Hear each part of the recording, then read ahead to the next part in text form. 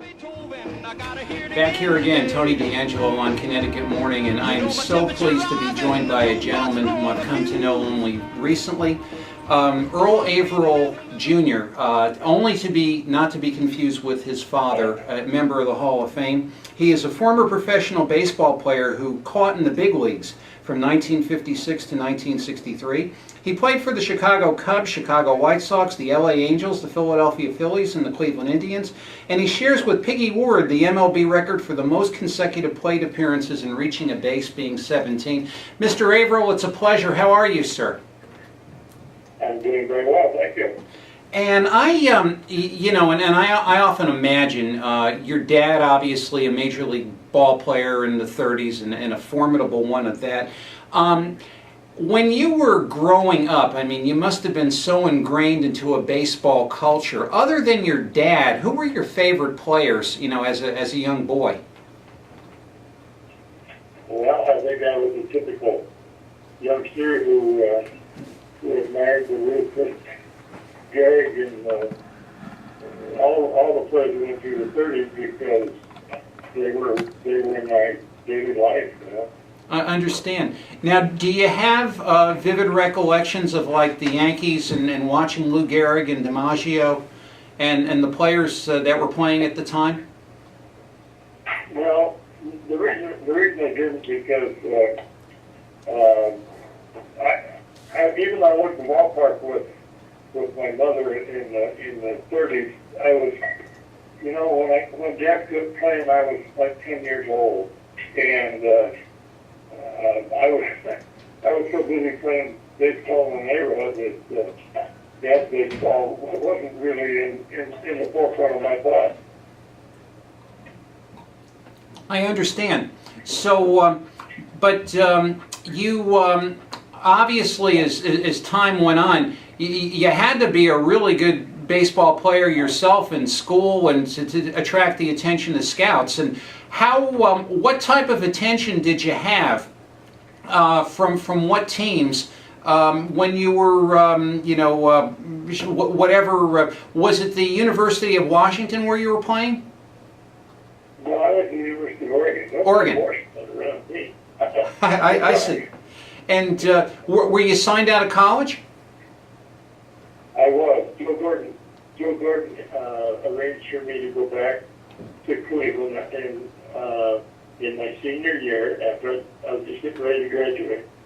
And I went back to Cleveland, tried out for 3 days in Cleveland. They signed me to a contract.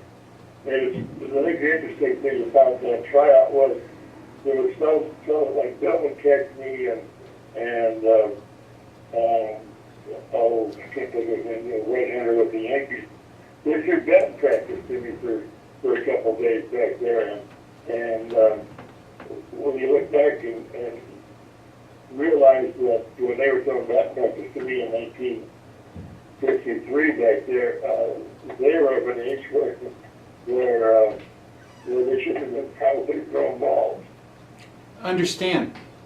And you spent some time in the minors, and you end up on a Cleveland Indians team. And when I was researching this over the weekend, I thought that you might be in a very rarefied category, if you will. That if I'm not incorrect, and please correct me if I'm wrong, both you and your father had played with Bob Feller. Is that a correct statement? That's correct. Dad played in his first, and I played in his last. Now, you're a young catcher coming up with this club. Do you remember your first Major League Baseball game?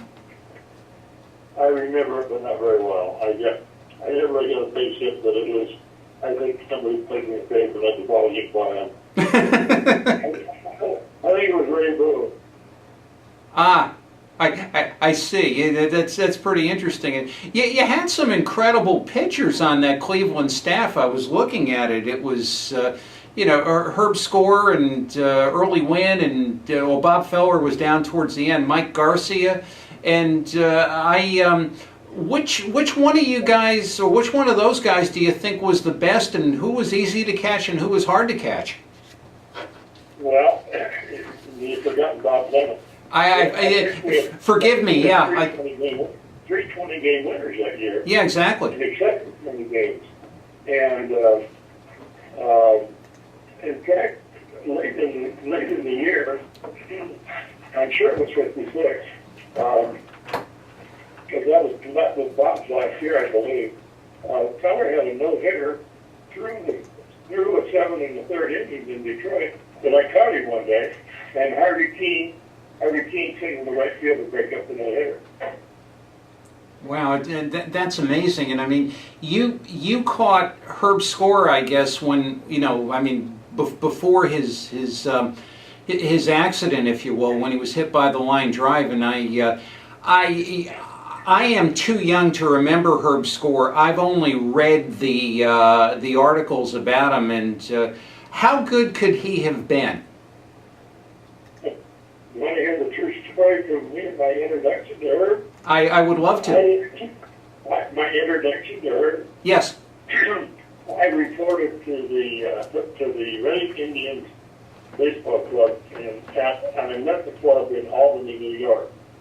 And I took a train all night from Cleveland, arrived in Albany early in the morning, met Kirby Farrell, the manager. The first player he introduced me to out on the sidewalk in Albany was Rocky Colavito. And so I went up and I met my roommate, who was Buddy Daly. And that night we in Schenectady, and I arrived there with I remember I had an old oil-beaten McGregor catcher's glove, and Herb Score wanted to warm up. And my first impressions were, I'm stepping right out of college and going into the pro ranks, and I have to face guys like this every night. Because Herb threw little bitty balls. It wasn't the normal guy. He could not only had a great fastball, but his curve, he developed a curve and a changeup that were exceptional. And it's you know, I've only read the stories about him and heard about him. Now I could only imagine you as a young catcher, the baseball lessons you got from fellas like, you know, Bob Lemon and Bob Feller. When you were catching them, did they allow you to call your game, or were you getting shaken off a lot? Well, it depends on how hard they were getting hit.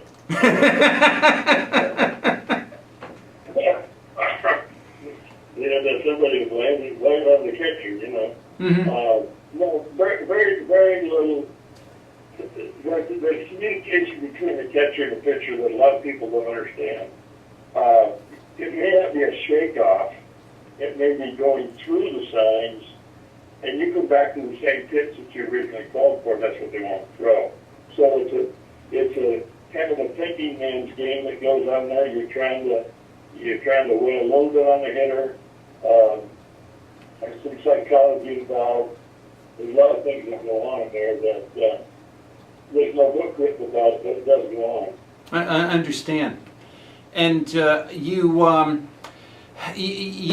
more or less, I guess, you're back in the minors in '57, and then you come up to Cleveland in 1958. Now, Roger Maris was a teammate of yours, I take it? Roger was a teammate of mine, both at Indianapolis and at Cleveland, yes.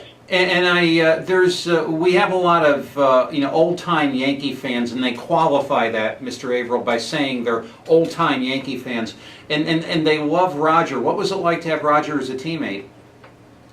Probably the best teammate anybody could ever have. Well, he true blue, totally underrated ball player. Could do things. He was a lot like Aaron in that you never saw him get thrown out of the base. Aaron would run the bases just kind of looked like he's lollygagging around, but you never throw him out. Mm-hmm. And that's the thing about Maris. He was, he never really gets credit for either his defense or his base running.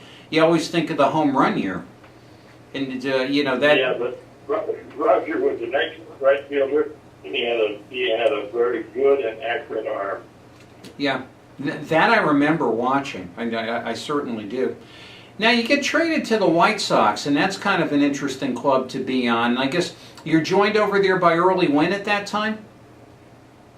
Yeah, Gus was there. That was a scenario where I was actually at Louisville playing with Bob Uecker, and I got that was right after the first of September, and Bill Beck must have known something was going on because he bought me from Louisville, I think, for $25,000, and then when the expansion took place 3 months later, he sold me for 75. So he made 50 grand on me, and I think I had 3 or 4 at-bats in a month there with the White Sox. And I was looking at the list of managers you played under. It's Charlie Grimm, Bertie Tebbetts, Lou Boudreau, Bob Sheffing, Al Lopez, Gene Mauch, Bill Rigney. Where did Bertie Tebbetts come in? Where did you get that one? Well, was he on your original Indians team, or do I have that incorrectly? Yeah, I don't think Bertie was ever my manager. Okay.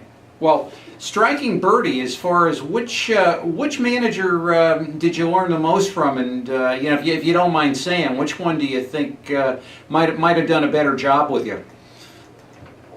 Well, we're getting a little personal here, but it's okay. It's interesting that in those days, as much as it's written about the coaches being a part of the overall nomenclature of the baseball team, in those days the coaches were basically friends of the manager, if you will. Right. And there was very little direction given to the players in terms of, they went out and get fungos to you and this, that, and the other thing. But as far as giving you instructions on how to catch or call a ball game, there was very little of that I can recall. I do recall Al Lopez telling me one time, he says, if you reach out to catch that low ball, you might catch it before it hits the dirt. That was my catching instruction. That's incredible. Now, I do remember from watching baseball, I do remember Gene Mauch well, and he, at least baseball history kind of portrays him as the perpetual bridesmaid, the fellow that was good enough to get a team to a playoff game, but you could never really get it beyond. And again, this is a fellow that you had played under. He always kind of gave that stern demeanor and the very piercing look and the gray hair. I mean, what was he like to play for? Well, if everybody had been a superstar, Gene would have been a winner. Mm-hmm. But if you weren't a superstar, you were in his doghouse, so to speak. Uh-huh. I think I had one chance to win a ball game in the entire year at Philadelphia, and it was against Ron Peranowski. Had I hit a home run, we'd have won a ball game, and that's the only chance I got to win a ball game in the entire year. Now, I should qualify that by telling you that Wes Covington had one of the most fantastic years I ever saw anybody swing a bat while with the Phillies in 1963. Right. Wes Covington was incredible. And that was a team, you had also played with Frank Torrey on that team, if I'm not mistaken. Yeah, Frank was there, yeah. Yeah, and Sure. I remember having a discussion, this is many years ago, with Frank Torrey, and he was an incredibly, at least to me, a nobody, if you will. He was an incredibly nice man. We talked for about 10 minutes, and he had told me a story where he had left baseball in 1963 because the sporting goods company gave him more money to, represent sporting goods as opposed to playing in baseball. And I thought, what a world we've we've become. It's just, it's amazing. I understand he was a very good first baseman. He was an excellent first baseman. Frank was a good ball player, and he was a good gentleman. He was a really neat guy. I enjoyed Frank a lot. We stayed in a hotel together. My wife got there and spent a lot of time with him. And I think we rode into the ballpark together.